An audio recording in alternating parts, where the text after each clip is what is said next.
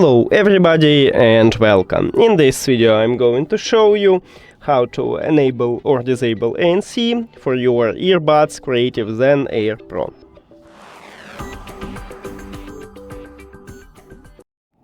So basically we have a few options how to enable it or disable. We can use an application or we can use a gesture. And let's get started by using the application, open Creative Application and then go to Ambient Control. Right here at the left side we have ANC, so just tap on it. Here we go. To enable it, just tap at some another mode. And let's go to use a gesture. So by default, you need to press 2 times at your left earbud. 1, 2.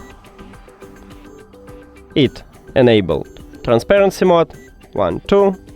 And now we finally enable ANC. And if you press 2 times again, 1, 2, as you can see, it disabled. That's it. Thank you for watching this video. If you found it helpful, please consider subscribing to the channel and leave the like on the video. See you later.